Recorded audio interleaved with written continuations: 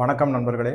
கடந்த 24 மணி நேரமாக மிக மிக பரபரப்பாகவும், அதிர்ச்சி அளிக்கக்கூடிய வகையிலும் ஒரு செய்தி உலவிக்கிட்டு இருக்கு சமூக வலைதளங்கள்ல.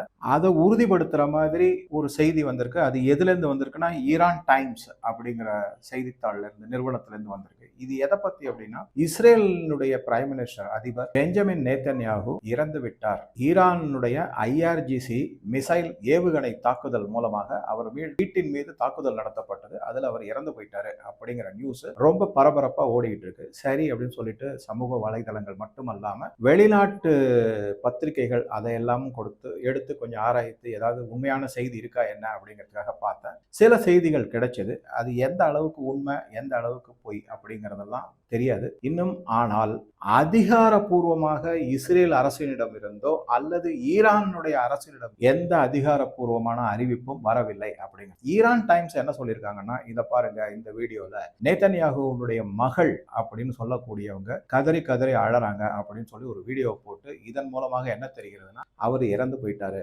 அப்படின்னு ஒரு செய்தி வந்திருக்கு. அதே மாதிரி அவருடைய ஒரு மகனை பத்தி என்ன சொல்லியிருக்காங்கன்னா, இஸ்ரேல்ல போர் நடந்துகிட்டு இருக்கு, ஆனா அவர் ஜாலியா மியாமி பீச்ல கேர்ள் ஃப்ரெண்டோட சுத்திக்கிட்டு இருக்காருன்றதுக்கு அவரு உடனே அதை மறுத்து, இதை பாருங்க நான் போட்டோலாம் எடுத்து காமிச்சிருக்கேன், வீடியோலாம் எடுத்து காமிச்சிருக்கேன், நான் இந்த மாதிரி இஸ்ரேல்ல தான் இருக்கேன் அப்படின்னு சொல்லிட்டு பின்புலத்துல எங்க இருக்கேன் அப்படிங்கிறத காமிக்காம, ஏன்னா அந்த மாதிரி காமிச்சா அது அவருக்கு ஆபத்தா முடியுங்கிறதுனால இஸ்ரேல்ல இருக்கிறதுக்கான அத்தாட்சியோட பல பதிவுகளை போட்டு அந்த மாதிரி வதந்திகளை நம்ப வேண்டாம்னு சொல்லிட்டு ஒரு பதிவு போட்டிருக்காரு. இது இரண்டாவது செய்தியாக பார்க்க. மூன்றாவது செய்தி என்னன்னா, சில பேர் என்ன சொன்னாங்க, இஸ்ரேல் அதிபர் நேதன்யாகுவுக்கு பெண்ணே கிடையாது, 2 மகன்கள் தான் அப்படின்னு சொல்லியிருக்காங்க. அதுக்கு இல்ல கூகுளில் நானும் போய் சர்ச் பண்ணி பார்த்தேன், அது தவறான செய்தி. அவருக்கு நோவா நேதன்யாகு அப்படிங்கிற ஒரு பெண் இருக்காங்க. இவங்க 1978 பிறந்தவங்க, முதல் மனைவிக்கு பிறந்தவங்க.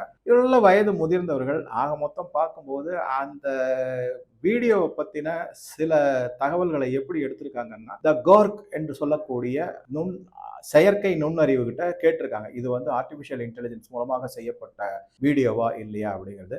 அதுல அது என்ன அந்த ஏஐ டூல் என்ன சொல்லியிருக்கு அப்படின்னா, சில போட்டோக்கள்லாம் உண்மை, ஆனா இந்த வீடியோ முழுவதுமாக பார்க்கும்போது இது ஆர்டிபிஷியல் இன்டெலிஜென்ஸ் மூலமாக செய்யப்பட்டது அப்படின்னு சொல்லியிருக்காங்க. இதை தவிர மேலும் பல செய்திகள் வந்திருக்கு. அது எந்த மாதிரி அப்படிங்கிறத பார்க்கலாம். ஒரு ஆம்புலன்ஸ்ல நேதன்யாகுவினுடைய உடலை வெள்ளை துணியினால போர்த்து எடுத்துட்டு போற மாதிரி ஒரு வீடியோ காமிக்கப்பட்டிருக்கு. அந்த வீடியோவும் எல்லாரும் கமெண்ட் அடிச்சு பாருங்க, அவர் இறந்து போயிட்டாரு, இஸ்ரேல் எந்த விதமான செய்தியும் விடுதியில வெளியில விட மாட்டேங்கிறாங்க, அதனால அவர் இறந்து போய்விட்டார், ஐஆர்ஜிசி அவருடைய இருப்பிடத்தை கண்டுபிடித்து அதன் மீது தாக்குதல் நடத்தி அவர் இறந்து போயிட்டாரு அப்படின்றது அது ஒரு பாயிண்ட் சொல்றாங்க.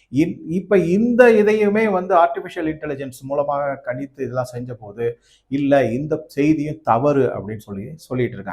இதுக்கு அப்புறமா என்ன சொல்றாங்கன்னா, இன்னும் ஒரு வீடியோல நேதன்யாகு அவர்களே ஒரு பேட்டி கொடுக்குறாரு, இல்ல ஒரு பிரஸ் கான்ஃபரன்ஸ் மாதிரியோ இல்ல பப்ளிக்கு ஒரு உரையாற்றும் போதோ, இது பாருங்க இதுதான் அவருடைய கடைசி உரையாக இருந்தது, இதுக்கப்புறம் அவர் வெளி உலகத்துக்கு வரவே இல்லை, அவர் மறைந்து விட்டார் அப்படிங்கிற மாதிரி செய்திகள் ஆகி. அந்த வீடியோவில் பார்த்தீங்கன்னா, நேதன்யாகு அவர்களுக்கு 6 விரல் இருப்பதாக ஒரு ரெட் சர்க்கிள் பண்ணி காமிச்சிருக்காங்க. அதுல இருந்து என்ன சொல்றாங்கன்னா, இது நேதன்யாகுவே கிடையாதுங்க, அவருடைய பாடி டபுளோ இல்ல வேற யாரோ, இது ஆர்டிபிஷியல் இன்டெலிஜென்ஸ்னால உருவாக்கப்பட்ட செய்தியோ அல்லது வீடியோவாக இருக்கக்கூடும் அப்படிங்கிற மாதிரி சொல்லிட்டு அதுவும் நிராகரிக்கப்பட்டது, உண்மைத்தன்மை நிரூபிக்கப்பட்டது, அவர் இறக்கவில்லை அப்படின்னு சொல்லி சில செய்திகள் அந்த மாதிரியும் வந்து. சில பேர் என்ன சொல்றாங்க, அது 6 விரலே கிடையாதுங்க, நீங்க நல்லா கூர்ந்து கவனிச்சீங்கன்னாக்க ஒரு விரலுடைய நிழல் அதனுடைய சேர்ந்து இருக்கிற மாதிரி இருக்கு, அதனால 6 விரல். ஆக மொத்தம் இந்த மாதிரி பல விதமான செய்திகளும் வதந்திகளும் உலவிக்கிட்டே இருக்கு. இதற்கு நடுவுல இதை நான் எதுக்காக எடுத்தேன்னா, ஒரு இந்தியர் இதுல இன்வால்வ் ஆயிருக்காரு அப்படிங்கிற செய்தி அவரு பேரு ஆதித்யராஜ் கவுல் அப்படிங்கிறவர். நார்மலா கவுல் அப்படின்னாலே காஷ்மீரி பிராமின், அதை கொஞ்சம் ஞாபகம் வச்சுக்கோங்க. இந்த ஆதித்யராஜ் கவுல் யாரு அப்படின்னா, என்டிடிவில சீனியர் பத்திரிகையாளர் ஜேர்னலிஸ்டா இருக்காரு. இவர் ஈரான் மற்றும் அமெரிக்கா, இஸ்ரேல் ஆகிய நாடுகளுக்கு இடையே நடக்கக்கூடிய போரை கவரேஜ் பண்றதுக்காக இஸ்ரேல்ல இருக்கிறதாக ஒரு செய்தி வந்திருக்கு. இவரை பத்தின முக்கியமான செய்தி என்ன அப்படின்னா, இவர்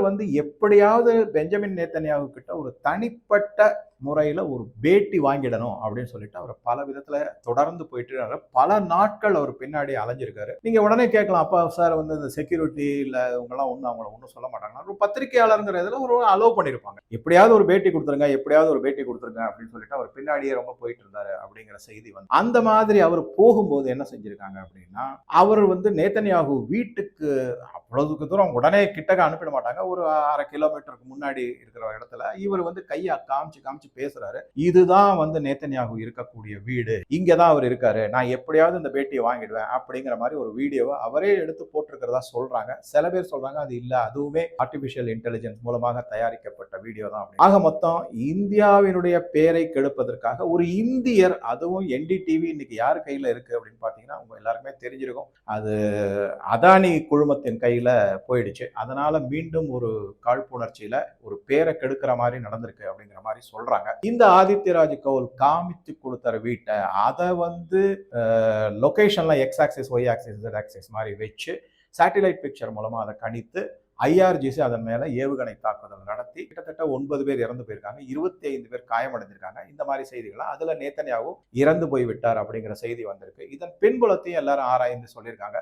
அவர் அந்த ஆதித்யராஜ் கவுல் வந்து அவர் வந்து ஐஆர்ஜிசிக்கு ஏஜென்ட்டாவும் இருக்காரு, மொசாத்துக்கும் ஏஜென்ட்டாவும் இருக்காரு. எல்லாருக்கிட்டையும் பணம் வாங்கிக்கிட்டு பலவிதமான தகவல் பரிமாற்றங்களை செஞ்சுக்கிட்டு இருக்காரு. இந்த மாதிரி தகவல்கள்லாம் நிறைய வந்துகிட்டே இருக்கு. நான் சொன்ன மாதிரி இந்த ஆதித்யராஜ் கவுல் வந்து என்டிடிவியினுடைய ஜேர்னலிஸ்டா, சீனியர் ஜேர்னலிஸ்டா இருப்பதனால அதை வந்து அதானி குழுமத்து சார்ந்ததாக இருப்பதால சில விதமான வதந்திகள் பரப்பப்படுகிறதோ அப்படிங்கிற சந்தேகமும் இருக்கு. இதுக்கு நடுவில் என்ன சொல்லியிருக்காங்கன்னா, இந்த ஆதித்யராஜ் கவுல வந்து இஸ்ரேலிய பாதுகாப்பு படையினர் வந்து அரெஸ்ட் பண்ணி உள்ள வச்சுட்டாங்க அப்படின்னு போது அப்பதான் என்ன முக்கியமான செய்தி வருதுன்னா, இல்ல அவர் ஒன்றும் அரெஸ்ட்லாம் பண்ணல, இதை பாருங்க நான் ரெடியா இங்கே தான் இருக்கேன்னு சொல்லிட்டு ஒரு சமூக வலைதளங்களில் பல பதிவுகளை போடுறாரு, தன்னுடைய பேட்டிகள் எல்லாமும் கொடுக்குறாரு, செய்திகள் எல்லாமும் பரிமாறுறாரு. ஸோ இந்த இடத்துல வந்து நிற்குது. இதுக்கு நடுவில் என்ன ஆயிருக்குன்னா, நேத்தன்யாகு ஒரு இடத்துல இருக்க போறது கிடையாது. அவர் வந்து ஈரானுடைய தாக்குதல் எந்த நேரமும் தன் மேல நடக்கும், ரொம்ப சென்சிட்டிவ் அப்படிங்கிறதுனால விமானத்திலேயே மத்திய தரைக்கடல் பகுதியில சுத்திக்கிட்டு இருக்காரு அப்படிங்கிறத இப்ப சடனா என்ன சொல்லியிருக்காங்கன்னா, அந்த மாதிரி சுத்திக்கிட்டு இருந்த விமானத்தை கூட இந்த ஏர் டிராபிக் இதுல மூலமாக, அதாவது அதுக்குன்னு ஒரு செயலி இருக்கு, அதன் மூலமாக கணித்த போது அந்த விமானம் தென்படவில்லை அப்படிங்கிற செய்தியும் வந்திருக்கு. ஆக மொத்தம் இது எல்லாமே வதந்திகளாக ஒரு பக்கம் படுகிறது. இதன் உண்மைத்தன்மை என்ன அப்படிங்கிறது இதுவரைக்கும் யாரும் தெரியல. ஒண்ணு மட்டும் நம்ம உறுதியா சொல்லலாம், என்ன அப்படின்னா, இஸ்ரேலோ ஈரானோ 2 பேருமே அதிகாரப்பூர்வமாக எந்த தகவலையும் அளிக்கவில்லை. ஆனா சிறுபான்மையர் என்று சொல்லக்கூடிய ஈரானுக்கு ஆதரவா இருக்கிறவங்க வந்து அவர் இறந்து விட்டார் என்றும், அதே இஸ்ரேலிய மக்கள் வந்து அதெல்லாம் பொய், அப்படி நம்பாதீங்க அப்படிங்கிற மாதிரி பதிவுகள்லாம் போட்டுட்டு இருக்காங்க. இதுதான் இப்ப லேட்டஸ்ட் செய்தி. ஈரான், இஸ்ரேல், அமெரிக்கா ஆகிய நாடுகளுக்கு இடையே நடந்து வரக்கூடிய போர்ல மேஜர் சமர்பால் தன்னுடைய எக்ஸ் வலைதளத்துல என்ன குறிப்பிட்டிருக்காருன்னா, ஒருவேளை அப்படி ஈரான் தாக்குதல்னால Benjamin Netanyahu Israel prime minister இறந்து போய்விட்டிருந்தா கண்டிப்பாக அமெரிக்கா ஈரான் மீது அணுகுண்டு தாக்குதல் நடத்துவதற்கான எல்லா வாய்ப்புகளும் உண்டு அப்படின்னு சொல்லியிருக்காரு. இது மீண்டும் ஒரு முறை பேர்ல் ஹார்பரை நமக்கு நினைவுபடுத்தும். ஜப்பான் மீது அமெரிக்கா அணுகுண்டு வீசியதையும் நமக்கு ஞாபகப்படுத்துது. மற்றும் ஒரு வலைதள பதிவுல படிச்சது என்ன அப்படின்னா, ஒருவேளை ஈரான் தாங்க கிளைம் பண்ற மாதிரி ஏவுகணை தாக்குதல்ல இவங்கெல்லாம், இந்த நபர்கள்லாம் இறந்து போயிட்டாங்க அப்படின்னு பார்த்தாக்கா, அதுல என்ன சொல்லப்பட்டிருக்குன்னா, சில உளவுத்துறை தகவல்கள் மூலமாக பெஞ்சமின் நேத்தன்யாகுவோ, ஏர்ஃபோர்ஸ் கமாண்டர் டொமர் பார் அப்படிங்கிறவரோ, அல்லது மொசாத் சீஃப் டேவிட் பார்மியா அவரோ, இல்ல டிஃபென்ஸ் மினிஸ்டர் பென் கிவிரோ, இல்ல இதா நேத்தன்யாகுவோ, இவங்க யாருமே அந்த கூட்டத்துல அவங்க சொல்லக்கூடிய தாக்குதல் நடத்த கட்டடத்துல இல்ல அப்படிங்கிற செய்தியும் வந்திருக்கு. ஆக மொத்தம் வதந்திகளுக்கு கொஞ்சம் கூட பஞ்சமே இல்லை அப்படிங்கிறது தெளிவா தெரியுது. இது ஒரு பரப்புரை, தவறான பரப்புரையா இருக்கும் அப்படிங்கிறது தான் இந்த மாதிரி செய்திகள்ல இருந்து நமக்கு தெரியும். உங்க கருத்துக்களை பதிவிடவும் நன்றி, வணக்கம்.